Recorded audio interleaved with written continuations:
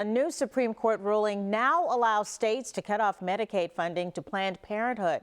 The justices ruled 6-3 to block the health care provider's lawsuit against South Carolina over allegations it's infringing on civil rights. Our Jesse Klinger is looking into this big development and shares how Planned Parenthood South Carolina is responding. Jesse? Tessa, the state first pulled Medicaid funding from Planned Parenthood in 2018 because it provided abortions. With this new ruling, states can now cut off Medicaid dollars to the provider, even for health care unrelated to ending a pregnancy.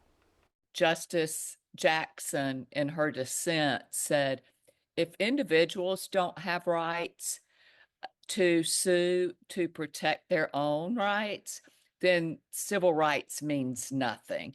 And we would agree with that. In response to the Supreme Court decision, Governor Henry McMaster sharing a statement on X saying, quote, 7 years ago, we took a stand to protect the sanctity of life and defend South Carolina's authority and values. And today, we are finally victorious, end quote. Vicki Ringer with Planned Parenthood South Atlantic says only 3.5% of South Carolina patients are on Medicaid, and the ruling won't impact services. The good news for patients in South Carolina is that nothing will change for them. We will continue to treat South Carolina patients who use Medicaid as their insurance plan. We just won't bill them for it or bill Medicaid. They can continue to get their care for as long as we can cover it without charge. This one ruling and this one political decision from the governor or the legislature will not force us to close our doors. To clear up misconceptions, Ringer clarifies that according to federal law, Medicaid can only pay for an abortion in the case of rape, incest, or to preserve the mother's life.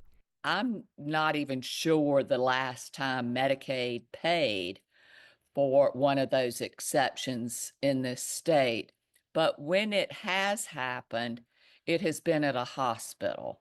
So none of those abortions have taken place at Planned Parenthood. Instead, she explains how Medicaid provides other important services. What Medicaid does cover are the annual well woman visit that most of us go to with our OBGYN for a pap smear, cancer screenings, breast exam, and other tests that might happen at that time.